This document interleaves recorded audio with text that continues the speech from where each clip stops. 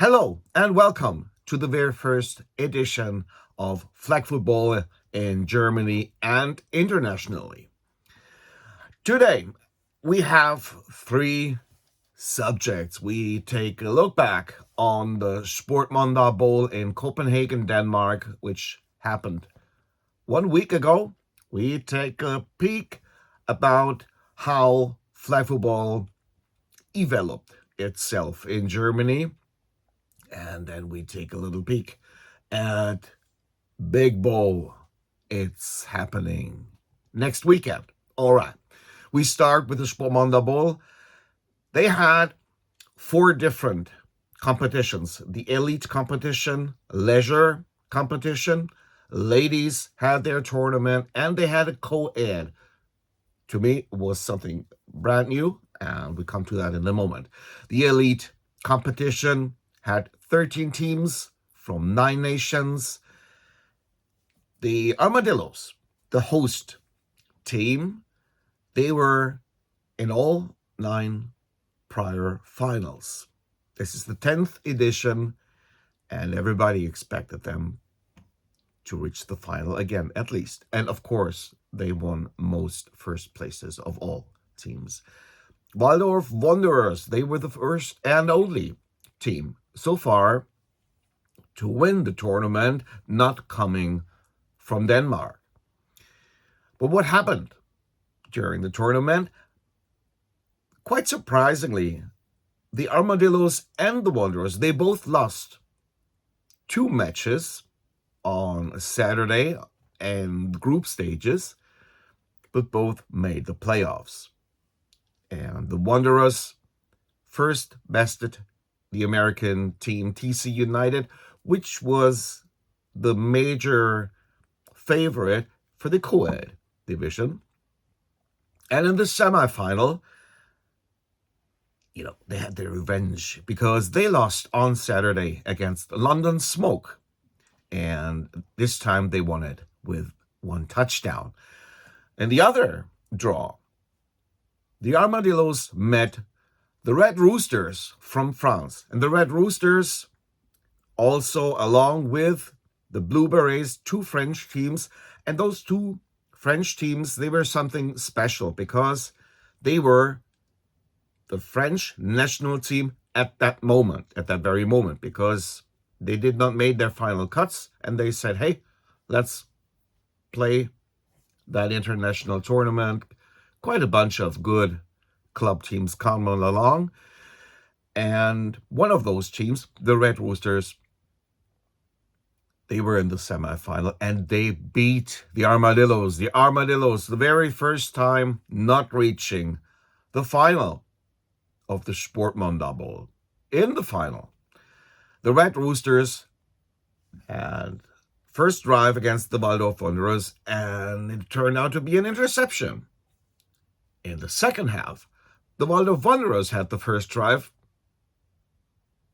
There was an interception.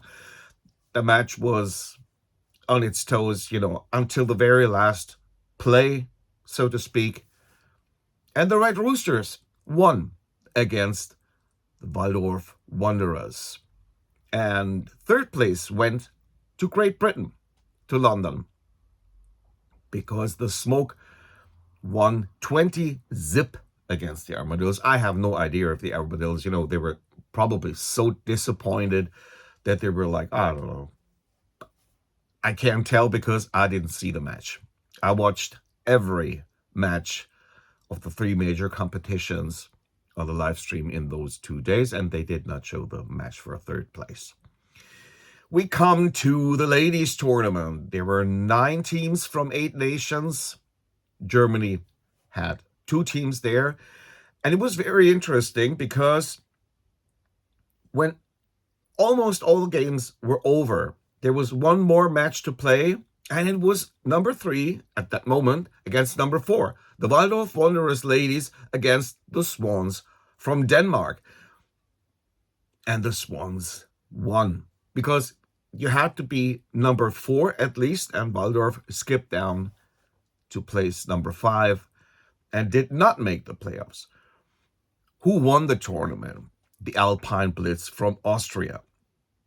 In my German blog, I said it before, I had no idea at all who's playing for Austria, but usually the Austrian women have a tradition of very, very good flag football players. And it turned out to be almost the complete national team being there. Also, Saskia, the super experienced quarterback from Austria, who had a break last year, but said, okay, I'll do it again in 2024.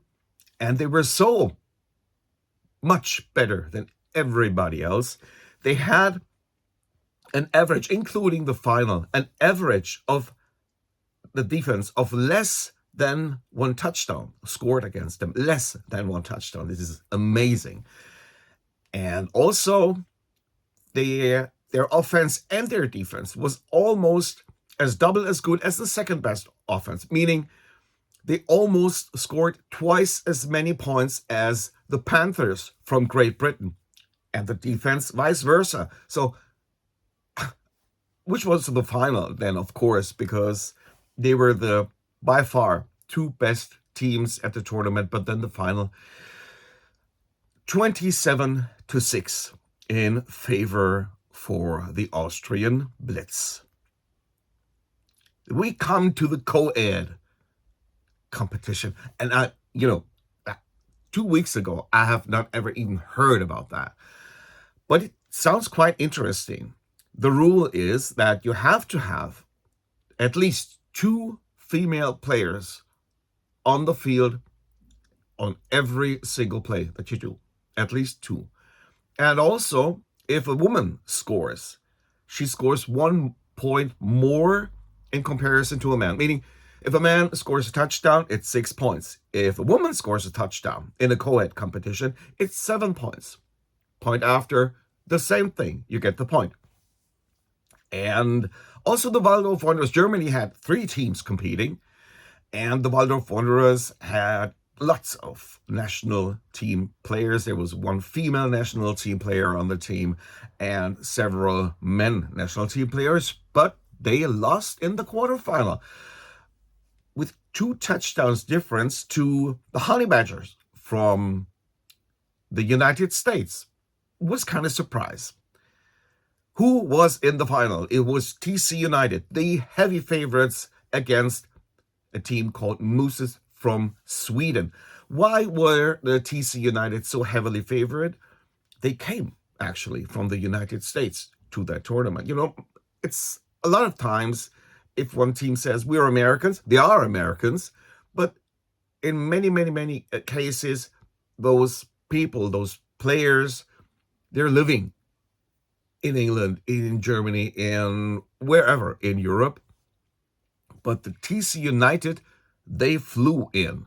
And they also won several co-ed matches, co-ed tournaments, actually, back in the United States. And they won the tournament here, too. No surprise there. Okay, now we come to our second part. What's happening in flag football Germany?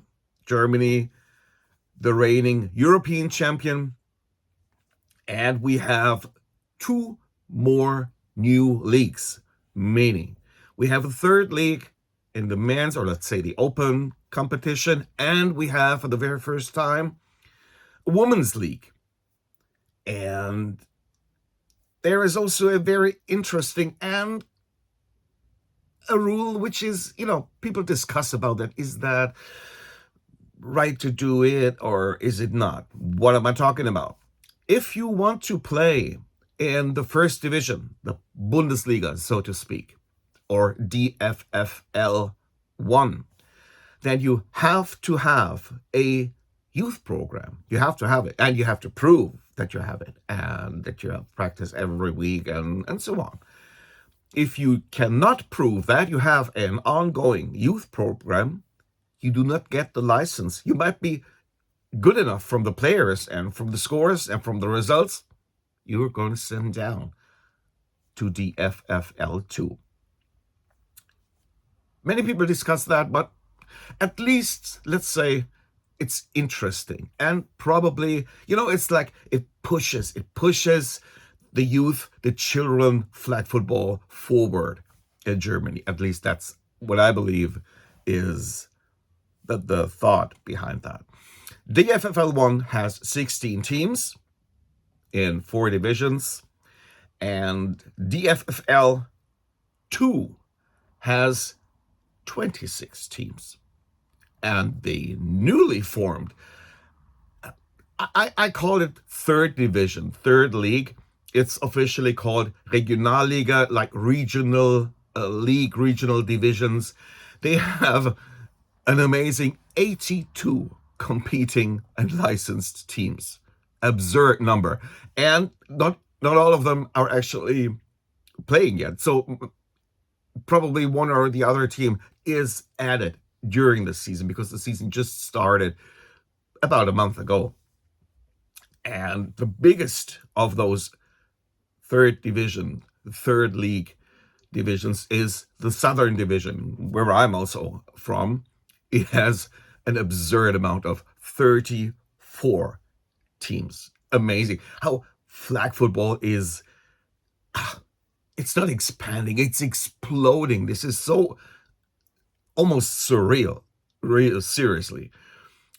The Women's League has 6 teams, and some of the women's teams are also additionally competing in the third divisional games. So I'm not talking about, latest results, or who's where in the rankings right now, because the season just started. We come to that probably in a month or so. We have our third subject here right now, and it is a look forward to the upcoming weekend. It's Big Bowl time. It's Big Bowl weekend. The Big Bowl has just from the German leagues, I just mentioned it a few minutes ago, and then we come to that again. 12 of the 16 teams of Bundesliga 1, of DFFL 1, are competing at the Big Bowl. Also, 8 of the second division and 4 of the third division. And also 4 so-called fun teams which are competing year in and year out, but are not playing in any kind of league. Who else is coming to Big Bowl? Except Germany, the nation with the most teams, and that's, I don't know, like 7 or 8 or 9 years in a row. It's Great Britain. From the British island, 5 teams are competing at the main division. 3 are coming from France. Also 3 Dutch teams, including the national team. They just call themselves differently. Also 2 teams from Mexico, 2 from Spain, 2 from Israel. Israel, the same thing as the French in Copenhagen. They have not made their final cuts, and they're using the Big Bowl to make their final cut, just as they did last year. And there is also the same team from Japan as last year. It's the 3rd time a team from Japan comes to Big Bowl. And we have an American, a Swiss, and a Danish team. And not just a Danish team, it's the Armadillos. And they are the by far best Danish team around. Okay. Then there is also a women's competition. We have 6 German teams there, 2 from Switzerland, 2 from France, including the Red Lips, and they're usually playing exciting flag football, and they were former Champions Bowl winners too. We have the Israel national team. We have a Mexican team, 1 from Spain, and we have a Canadian team, and that is something special. Well, for one, it's the first time ever a Canadian team, male or female, visits the Big Bowl in Waldorf. And there is another very interesting thing. It's not just a flag football team, it's a college team. And everybody who knows American sports, it doesn't matter what kind of American sport. North American college programs, if in the United States or in Canada, North American college programs, university programs, they have rules, they have practice like it's up to 4 times a week. And being in that kind of competitive surroundings, well, nobody could tell us how good they are. The name of the players, we're going to find that out on Big Bowl weekend, but we can expect them to be on the utmost level. At least I expect them to be that good. Okay, Big Bowl starts on Saturday, 8 o'clock until 8 o'clock in the evening. 12 hours of non-stop flag football on 6 fields. All matches are live for free on stream, and all the matches from field number 1, there's the so-called main matches, they have a live commentator. Some other matches also have live commentators, but field number 1, I believe, has a live commentator from the beginning until the very end of the Big Bowl. I'm also one of those commentators, just like last year. And they have 3 cameras. They have repeat, replay. They have slow motion. It's a really, really good thing. It's a joy to watch those matches on field number 1. All the other fields, they have 1 camera. Of course, 1 camera, which is standing still. You're not, seeing, did he make 5 yards where they're 3 yards? But you can see your team. You can cheer on your friends, your family, or whoever is playing on those fields. Join the homepage of the Wanderers on Facebook or on Instagram. You get the schedule. And I think we're going to see us, or rather hear us, at Big Bowl weekend, June 1st and June 2nd. All right. That's it for the very first edition. It was the very first time I made something like that in English. I hope you enjoyed it. If so, please give it a like. And hey, just, sign up. Sign up. It's for free. And every time I have something new for you, like outlook on the upcoming World Championships, what's up with other greater bowls? The Champions Bowl is also coming on this year. Or who is becoming German champion? Who's, stepping up from the 2nd division to the 1st division? And probably it's going to be a team which is participating in Big Bowl. I have no idea. All right. Let's get excited for next weekend. Have a good time. See you later. Bye-bye.